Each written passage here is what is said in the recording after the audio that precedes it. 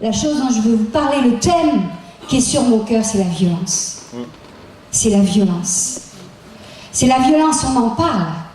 Hein, avec toutes ces dernières semaines, aux actualités, on ouvre la télé, on regarde les actualités, tout tourne autour de cette dimension de la violence. Et cette violence, elle est partout. Elle est partout. Elle se multiplie. Mais moi, je ne veux pas vous parler de cette violence-là. Vous l'avez compris. Moi, je veux vous parler de la violence qui vient du royaume. Et la Bible, elle nous dit que ce sont les violents qui s'emparent du royaume. Ce sont les violents qui s'emparent du royaume. Amen. Du temps de Jésus, quand il était en Galilée, la foule courait après lui. Elle le pressait. Elle le bousculait. Et même quand il voulait aller se reposer, là, la compassion prenait le dessus. Et au lieu de partir se reposer, il se retournait vers la foule. Et il leur donnait ce dont elle avait besoin. Et ça, c'est violent, mes amis. Ça, c'est violent. Parce que ça demande une violence. Ça demande une violence. Jésus a dû être violent avec sa personne pour répondre aux besoins. La foule le pressait tout simplement parce qu'elle savait que l'essence d'espérance dont elle avait besoin, elle était en lui et en lui seul. Elle l'avait compris que Jésus pouvait la donner. Amen. Et c'est pour ça qu'il se pressait. C'est pour ça qu'il le pressait. Je crois que nous, on est appelés à presser notre Seigneur. Vous savez comment? En courant après lui. En courant après sa présence. Et ça nous demande d'être violents avec nous-mêmes. Amen. Jésus dira lui-même dans Matthieu 11 au verset 12, « Depuis l'époque de Jean-Baptiste jusqu'à présent, le royaume des cieux est assailli avec force et des violences s'en emparent. » Dans la version d'Arby, il est dit, « Mais depuis les jours de Jean le baptiseur jusqu'à maintenant, le royaume des cieux est pris par violence et les violents le ravissent. » Ce sont les violents qui ont accès au royaume de Dieu. Ce sont les violents qui s'en emparent. Amen. Et ce verset, il éveille vraiment notre attention qu'on ne peut pas traiter le royaume de Dieu avec indifférence. C'est impossible. Tout simplement parce qu'il est complètement différent et opposé au royaume des ténèbres. Il est complètement différent et opposé au royaume des ténèbres. Et c'est pour ça qu'il y a une espèce d'appel de la part du Saint-Esprit ce matin, pour qu'on devienne violents nous-mêmes, avec ce qui s'appelle le royaume de Dieu, notre relation avec le Seigneur. Quand il est question d'assaillir avec force, le royaume de cieux est assailli avec force, ça vient d'un mot grec qui veut dire user de violence, violenter, mais aussi entrer ou sortir de force, écarté par la force. Hey, c'est fort, c'est fort. Et le royaume de Dieu, ça devient l'objet, un objet d'une certaine violence. Car là où il se manifeste, il crée des remous, des oppositions, et il arrive comme un vent violent. Il arrive comme un vent violent. Ça perturbe. L'annonce de l'évangile, elle est perturbante, mes amis. Parce qu'elle ne correspond pas du tout au raisonnement humain. Et ça, c'est violent. Si ce n'était pas le cas, Jésus-Christ n'aurait pas dû aller jusqu'à la croix. Mais il l'a manifesté par sa mort. Il l'a manifesté par la croix. Et ça, c'est violent, mes amis. Ça, c'est violent. Mais c'est une violence d'amour. Parce que Jésus-Christ est mort par amour. Il est mort par amour sur cette croix. Mais mieux encore, il est ressuscité. Et vous savez, c'est une violence d'amour et de résurrection. Vous savez pourquoi? Parce que la résurrection, elle a forcé toutes les logiques humaines. Et ça, c'est violent vis-à-vis de nos raisonnements. Parce qu'humainement, on ne peut pas le comprendre. La Bible dit que la croix, c'est une folie. La prédication, la croix, c'est une folie. Oui, c'est une folie. Parce que la compréhension ne peut pas découler de nos logiques humaines, de nos raisonnements. C'est impossible. Aussi bons que soient nos raisonnements, c'est impossible que la prédication de la croix s'aligne avec nos raisonnements. C'est impossible.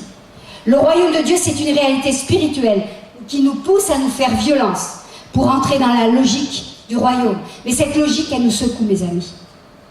Cette logique, elle nous secoue. Vous savez pourquoi? Parce que tout simplement, ça crée une lutte au-dedans de nous. Et lorsqu'il est question de prendre le royaume par violence, c'est qu'il y a une lutte. Il y a une lutte, c'est qu'il y a des ennemis. Il y a des ennemis. Il y a des choses à soumettre à Dieu. Mais ces choses-là, ces ennemis, ils sont au-dedans de nous. N'allez pas chercher ailleurs. C'est au-dedans de nous que se trouvent ces ennemis. Marc 7, versets 21 à 23. En effet, c'est de l'intérieur, c'est du cœur des hommes que sortent les mauvaises pensées, les adultères, l'immoralité sexuelle, les meurtres, les vols, la soif de posséder, les méchancetés, la fraude, la débauche, le regard envieux, la calomnie, l'orgueil, la folie. Toutes ces choses mauvaises sortent du dedans et rendent l'homme impur. Darby nous dit « souille l'homme ». C'est ce qui est au-dedans de nos cœurs qui nous souille. C'est pas ce qui se passe autour, c'est ce qui est dedans de nos cœurs. On a besoin de soumettre à la logique du royaume de Dieu, de soumettre à Dieu. Amen. Et c'est ça ce qui provoque la lutte. Ça va nous chercher au-dedans de nous-mêmes, de qui nous sommes, de ce que nous sommes capables de comprendre, d'entendre, de faire, de ne pas faire. Et ça, c'est ça que ça vient chercher. Et ça demande des remises en question. C'est violent, mais encore une fois, c'est une violence d'amour. Parce que c'est une réponse d'amour à l'amour, tout simplement. C'est par amour que je décide de laisser faire mon Seigneur au-dedans de moi. C'est par amour que je décide de laisser faire l'Esprit de Dieu. Amen. Cependant, cette violence, elle nous conduit sur un chemin de liberté. Ça, il ne faut jamais l'oublier. Et c'est ça qu'il faut viser. Elle nous conduit sur un chemin de liberté. Une liberté fondée non pas sur nos qualités, nos mérites, nos forces, ce qu'on est capable de faire, d'avoir nos possessions. On ne mérite rien, ça c'est clair. Ni même la réussite sociale. Tout ça, ça n'a rien à voir. Mais elle est fondée sur la reconnaissance de ce que Jésus a accompli pour nous. Sur ce qu'il a forcé pour nous. C'est lui qui a forcé l'entrée du royaume de Dieu par sa résurrection pour nous. Hey. Il est donc question d'une violence pour sortir de nos logiques humaines, de nos raisonnements et de notre orgueil d'être ou d'avoir. De sortir de tous ces principes-là pour entrer dans les principes du royaume de Dieu. Il est aussi question d'une violence pour ne pas se laisser porter par le courant de ce monde qui rejette Christ. Et ça, c'est violent. C'est violent de nager à contre-courant. Hey. C'est même violent de nager à contre-courant des religieux. Et c'est les pires, c'est même pas ceux qui rejettent Christ dans le monde parce qu'ils sont athées, mais c'est ceux qui se disent être chrétiens. Les religieux, entre guillemets. Ce sont les pires. Parce que ceux-là, ils vivent dans une forme de chrétienté, mais qui est dénuée de l'essence même de ce qui en fait la vie. Et c'est là où Jésus vient nous rejoindre. C'est là où Jésus vient nous chercher au-dedans de nous-mêmes. Il vient nous faire violence pour dire « Hey, ne marche pas dans ces pas-là. Laisse les principes du royaume de Dieu venir transformer ta vie. Laisse les principes du royaume de Dieu te donner d'avoir des choix différents de ce que tu choisis aujourd'hui. Parce que les choix que l'ennemi te donne de faire te paraissent bons aujourd'hui. Et même il te donne de la joie. Mais dans quelque temps, ils vont te détruire. Alors que l'ennemi, alors que le Dieu Tout-Puissant, l'Esprit de Dieu, qui vient nous dire non, moi j'ai autre chose, j'ai des projets. C'est dans ces projets que je t'appelle à entrer. Ces projets-là nous amènent à la vie.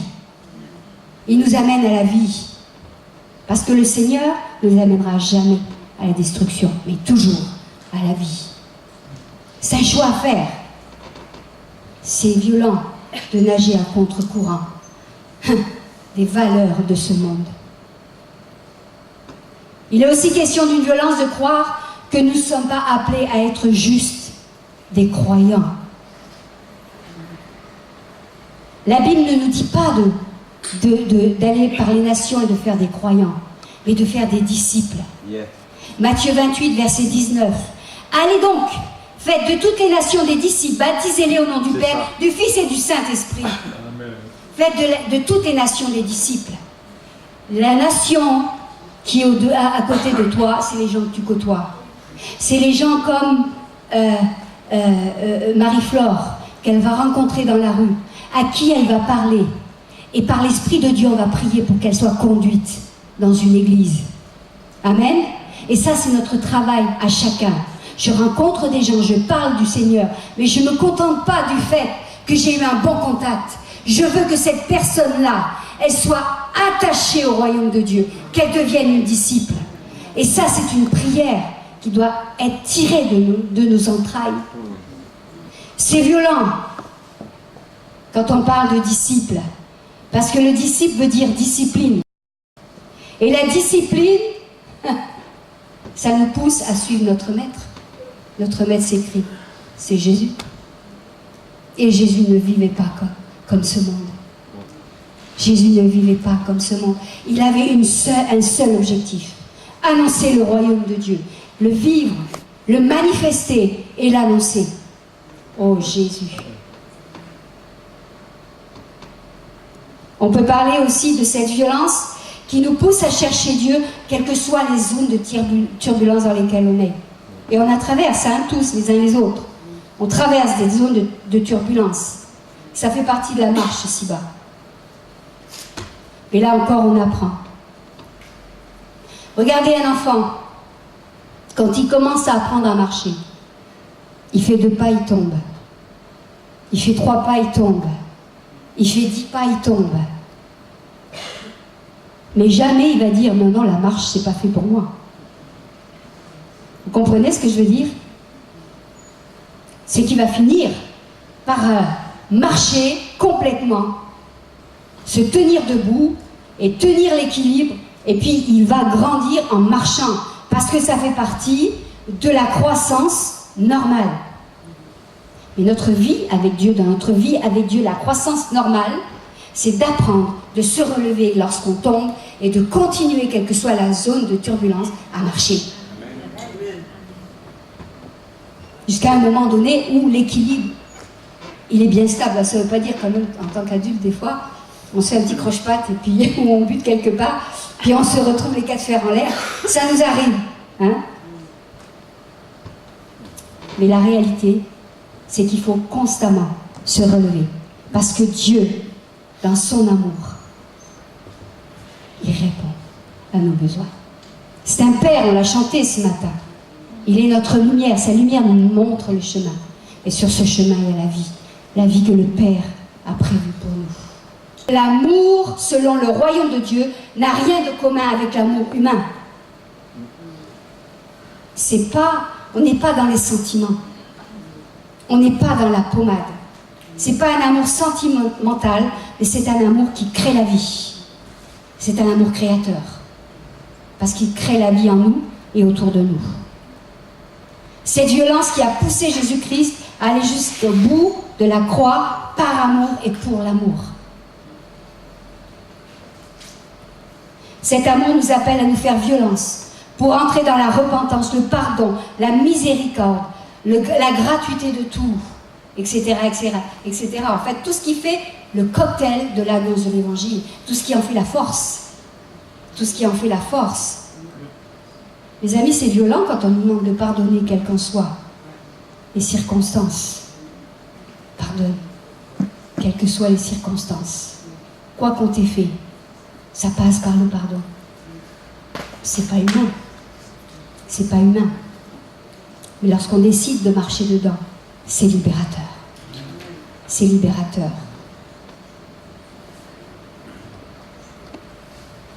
C'est violent aussi parce que l'action du Saint-Esprit, c'est ce qui nous permet de nous ouvrir au royaume de Dieu et ça nous secoue intérieurement. Ça nous secoue intérieurement. Vous savez, quand on se convertit, chacun le sait ici, quand on donne notre vie à Jésus, c'est merveilleux. On est émerveillé de voir qui il est, ce qu'il a fait pour nous, comment il vient nous apporter cette paix qui est unique.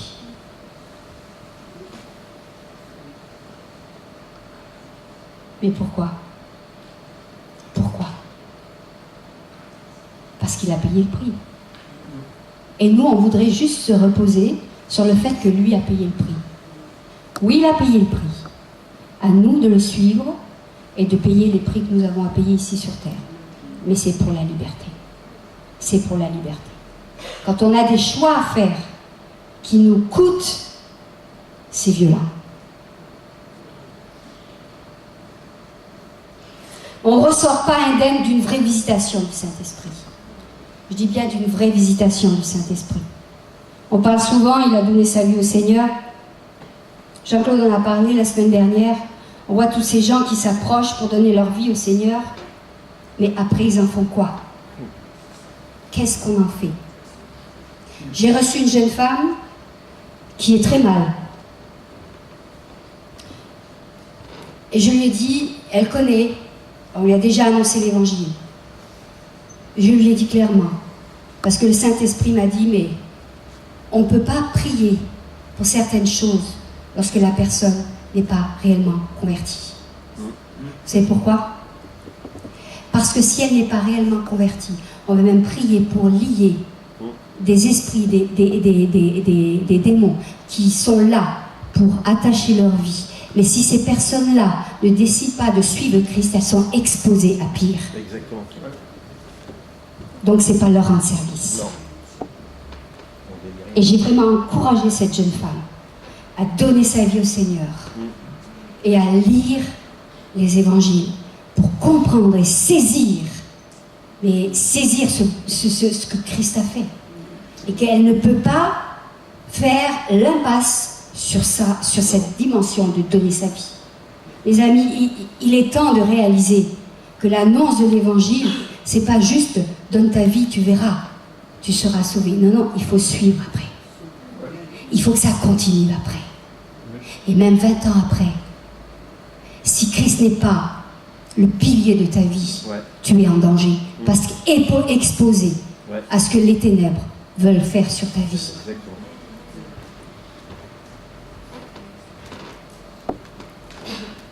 On ne joue pas à être chrétien, excusez-moi, comme on ne joue pas à l'église. Le Saint-Esprit interpelle en ce moment.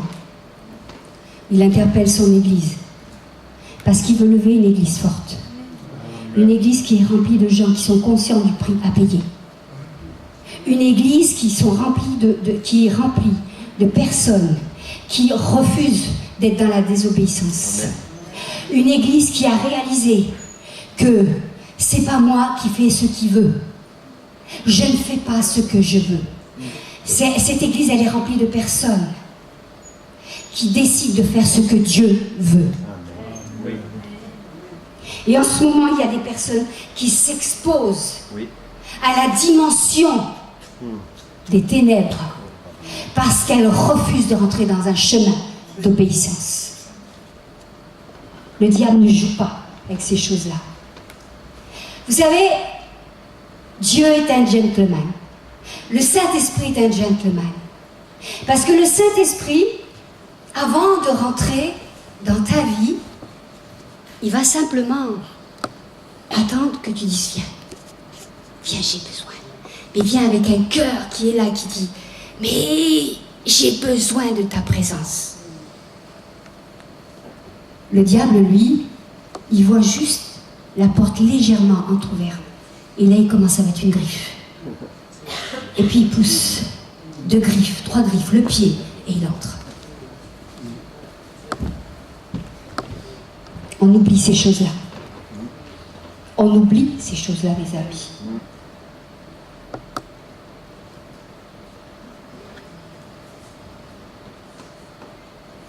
Tellement de choses à dire autour de ça. Mais je crois que le Saint-Esprit, il est en train de nous dire, arrête de jouer au pseudo-chrétien. Arrête de croire que c'est pas grave. Mais c'est pas grave, ça ouvre tout grand la porte au péché. Tout grand. Être violent selon Dieu, c'est passer du temps avec le Seigneur. C'est avoir soif de recevoir des révélations fraîches dans sa présence. C'est ne pas vivre sur des acquis du passé. Le pain d'hier est rassis. On avait chanté ce chant. Pour ceux qui sont les vieux chrétiens.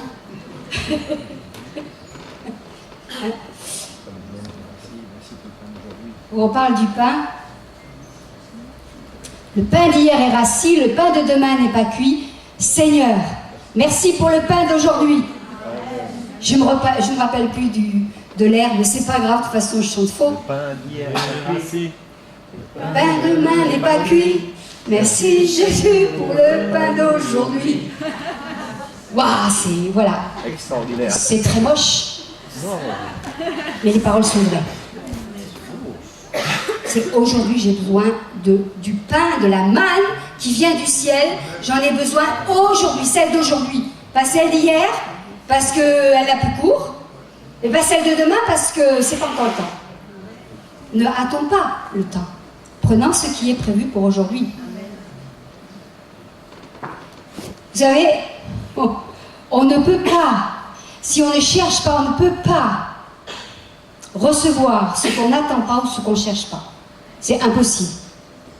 C'est impossible. Il faut fouiller pour trouver. Mais quand on lit Hébreux 12, il y a vraiment une invitation à suivre le Seigneur et à être passionné pour son royaume. Mes amis, rechercher avec passion sa présence, ce n'est pas une option. C'est pas... on verra demain. C'est le temps aujourd'hui de se fortifier. Et personnellement dans sa présence, n'attends pas dimanche. Prends la parole juste, lis-la. Prends du temps pour t'ouvrir au Seigneur. Mais c'est pas la peine de dire je prends 1 heure. Si je prends pas 1 heure, ça sert à rien. Non, non. Juste connecte-toi. Lis quelques versets si tu peux pas faire plus. Mais ces quelques versets que tu vas lire, c'est une manne pour ta journée. Et ça va te construire intérieurement. Et parce que ça te construit intérieurement, ça te rend fort. Ça te rend fort. C'est pas une option de connecter jour après jour avec le Saint-Esprit. Ça nous construit intérieurement et prophétiquement, on sait que dans les temps présents, si on ne se fortifie pas dans la présence du Seigneur, on ne tiendra pas aux assauts de l'ennemi plus tard. Parce que ça se prépare, mes amis. Ça se prépare. Et c'est pas juste une parole en l'air.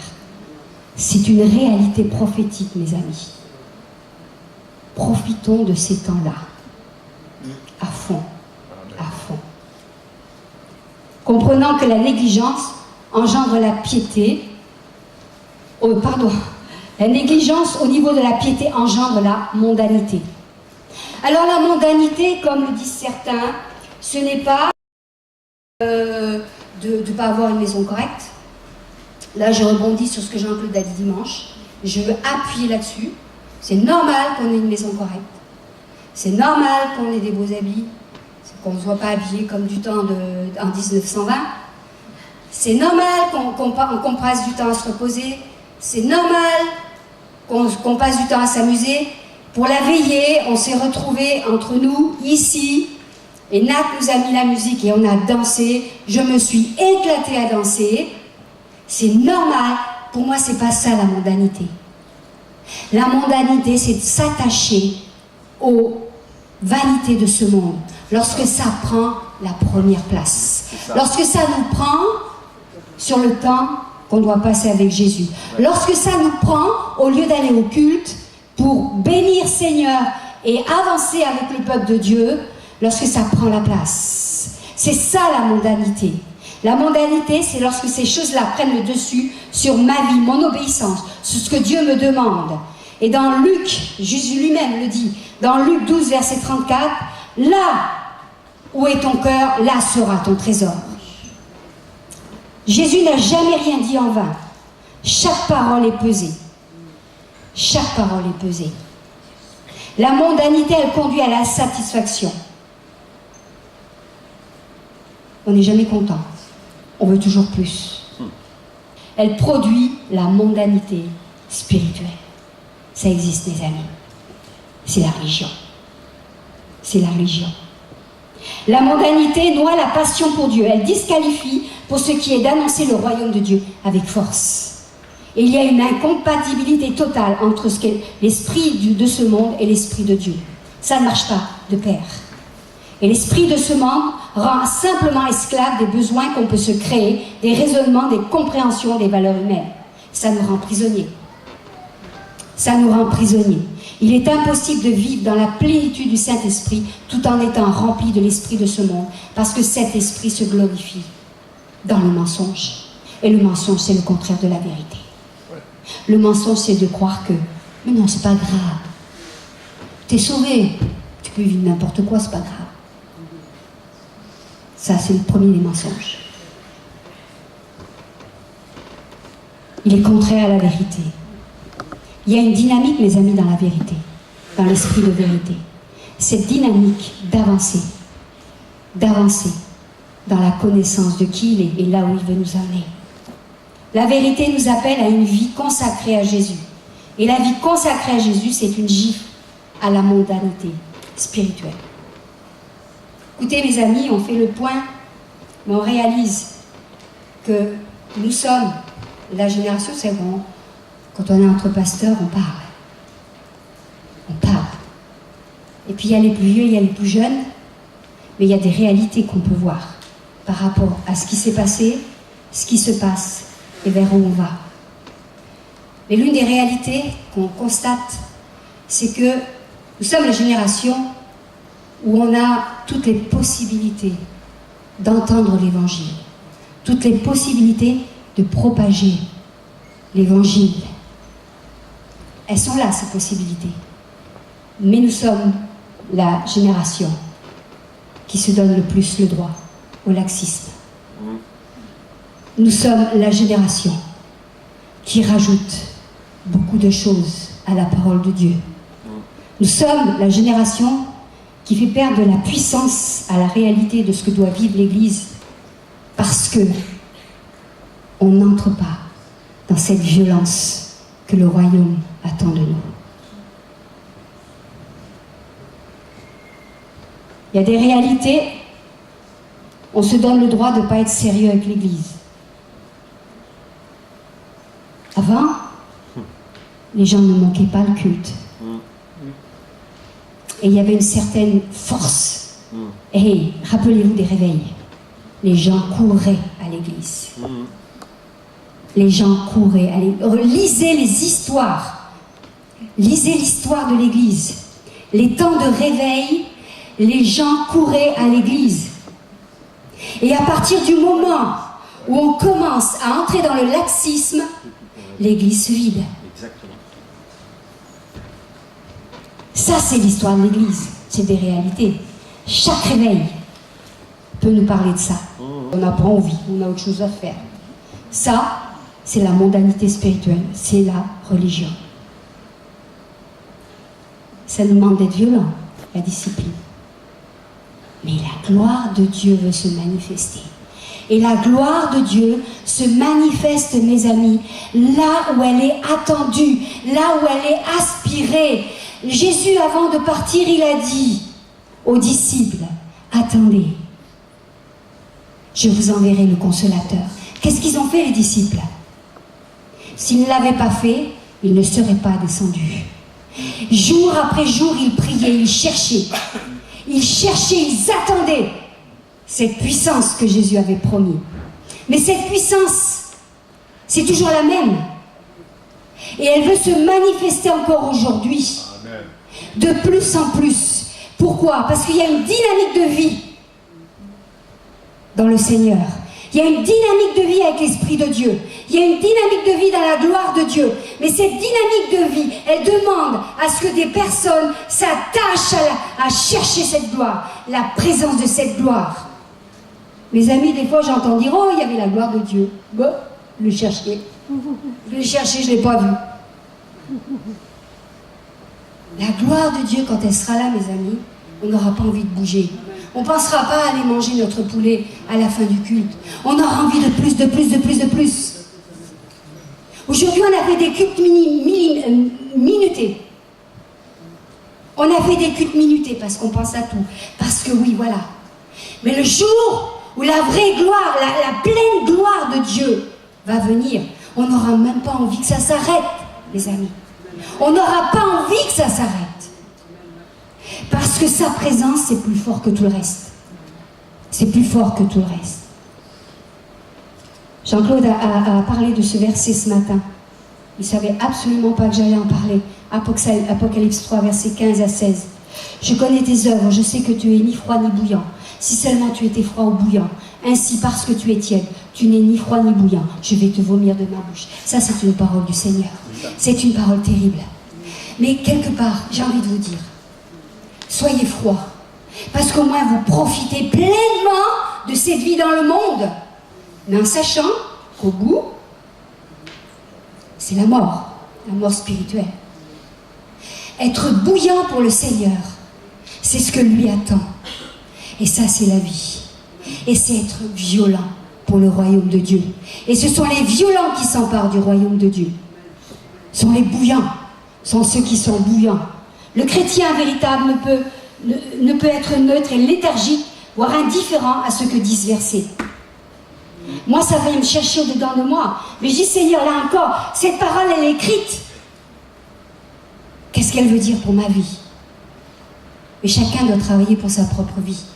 Je ne peux pas travailler pour la vie de l'autre. Mais qu'est-ce qu'elle veut dire pour ma vie? À quel endroit tu m'attends, Seigneur? À quel endroit? Le peuple de Dieu doit aussi se démarquer des autres peuples, en étant convaincu et fervent pour Jésus, qui est le seul Dieu mort et ressuscité pour l'humanité. Alors moi, j'ai juste envie de vous dire ce matin, refusons la tiédeur. La tiédeur, c'est ne pas choisir pleinement entre Dieu et le reste. C'est tantôt j'obéis à Dieu, tantôt je refuse, et je replonge allègrement dans le péché. Là, on devient boiteux. On met un coup d'un côté, un coup de l'autre. Mais c'est très instable, mes amis. Très instable. J'ai fait une fois un sketch avec les jeunes et j'ai envie de vous le faire. J'ai besoin de 2 chaises. Alors, il faudrait que quelqu'un s'assoie entre les 2 chaises. Si je ne suis pas pleinement avec le Seigneur, je suis entre 2 chaises. Je suis tiède, donc je suis entre 2 chaises. Je suis boiteuse, je suis assise de façon très instable. Et je vais vous dire une chose, mes amis. Si je ne suis pas pleinement sur une autre, voilà, si je suis assise sur la chaise froide, voilà, de toute façon, le diable, il sait que je lui appartiens, donc voilà, c'est comme ça.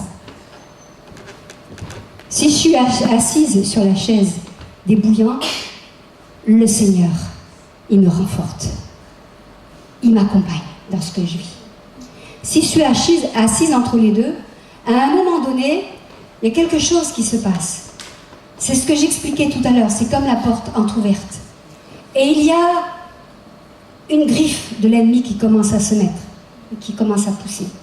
Et puis une deuxième griffe, et il pousse. Vous savez ce qui se passe là? C'est à un moment donné, il ouvre complètement la porte. Et là, je suis déstabilisée. Là, je peux me retrouver par terre. Je peux me retrouver par terre. Mes amis, on ne peut pas faire l'économie d'être violent et bouillant pour le Seigneur. Merci. Merci beaucoup. T'as pas fini? Bien, Alex. Est-ce que tu peux te rasseoir maintenant?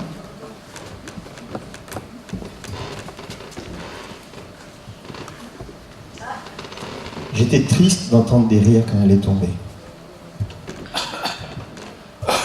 Elle n'est pas froide, elle n'est pas bouillante, elle est tiède. Puis Marie-Claire a usé de l'extrême, elle a dit à un moment donné, il se passe quelque chose et elle tombe. Mais vous savez, fait trembler le truc.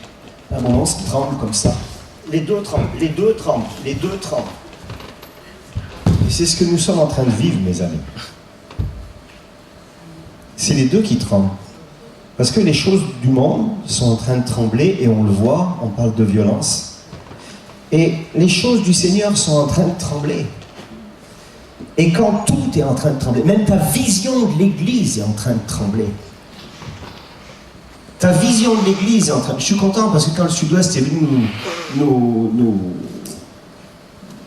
nous interviewer, ils ont mis que moi, même si j'habitais en face du cimetière, je n'aimais pas les chrétiens du dimanche.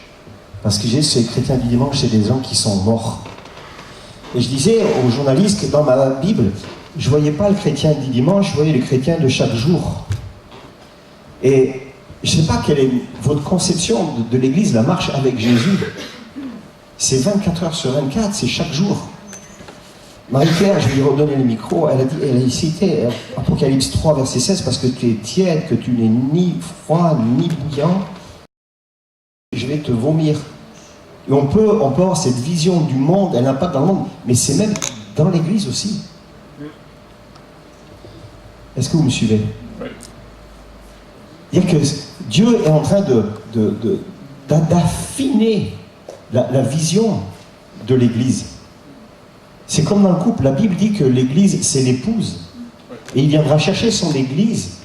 Il vient chercher d'une Église sans tache. Oh, sans tache. Et cette histoire que j'ai racontée tout à l'heure par rapport au gars que je me suis moqué pendant 5 ans, c'est comme les taches, tu sais. Et c'est comme si elle dit, j'ai vu les taches, mais je vous aime quand même. Et j'ai l'impression que dans les temps où nous sommes, il y a le facteur sainteté qui est là. J'étais interpellé. Et je veux juste dire, je vais redonner le micro à Marie-Claire. Elle disait ceci, si tu ne te fortifies pas dans la présence du Seigneur. Et après, quelques minutes après, elle disait, le diable voit tes désirs. Et moi, j'aimerais reprendre ces deux choses et juste te dire, et je rajoute rien, juste, il me semble que le Saint-Esprit met son focus là-dessus. Si tu ne te fortifies pas dans la présence du Seigneur, tu sais, le diable, lui, il voit une chose, il voit tes désirs. Oh, le diable, il voit tes désirs, et lui, il vient s'engouffrer dans tes désirs. Et c'est exactement ça. On est là, on appartient au Seigneur, tout ça, et puis il y a les désirs, des tas de choses, et je ne veux pas les citer, vous savez ce que c'est, et puis on vient comme ça, là, et parce qu'il faut avoir l'impact dans le monde, il faut avoir l'impact, et puis on est là, et puis pour un peu que dans l'église ça ne correspond plus on parle de la dîme, des offrandes, des choses qui... On ne s'attendait pas à ce que l'engagement, l'évangélisation, et là ça bouge là, et ça bouge là, et là tu as le choix d'être là, tu vas être confortable, ou alors tu es au milieu, tu te casses la figure. Et le Seigneur, il cherche des gens qui ne soient pas tièdes, qui soient bouillants pour lui. Et juste, voilà, le reste après. Merci. Refusons toute tiédeur, devenant violents pour le royaume. J'aimerais que les chantres reprennent place. On va faire ce chant qui est ma force. Mais je vous interpelle sur le fait. Ce verset, on ne peut pas rester. Il y a ces deux versets. Le premier, Matthieu 11, verset 12. Depuis l'époque où Jean-Baptiste jusqu'à présent, le royaume des cieux est assailli avec force. Et des violents s'en emparent. Il y a celui-là, puis le dernier, donc le premier et le dernier. Vous voyez, ça entre en matière, il y a l'entrée en matière et ensuite la clôture. Apocalypse 3, versets 15 à 16. Je connais tes œuvres, je sais que tu es ni froid ni bouillant. Si seulement tu étais froid ou bouillant. Ainsi parce que tu es tiède et que tu es ni froid ni bouillant, je vais te vomir de ma bouche. Mais je sais que le Saint-Esprit a parlé à nos cœurs. Je sais qu'on n'a pas envie de rester tiède. Je sais qu'on a envie de devenir violent pour le royaume de Dieu. On veut voir des âmes sauvées. On veut que l'Église devienne pertinente qu'elle soit cette réponse face au monde. On veut que l'Église puisse recevoir la gloire de Dieu, celle qui veut se manifester, celle qui veut vraiment agir dans tous les domaines. On veut que l'Esprit de Dieu devienne notre force. On se lève dans la présence de Dieu et on donne nos cœurs. Et on va chanter, Tu es ma force. Tu es ma force parce qu'il est notre force. Dans tout ce qui est partagé ce matin, il n'y a rien qui est impossible. Parce que le Seigneur est notre force. Il nous rend capables d'entendre ses paroles. Il nous rend capables de marcher dedans. Parce qu'il est notre force. Il est l'espoir. Celui qui vient au devant de notre vie, qui s'intègre dans notre vie et qui nous rend des chrétiens, de vrais chrétiens, remplis de la force du Seigneur, remplis de son témoignage, remplis de désir de voir son royaume avancer ici-bas. Tu es notre force.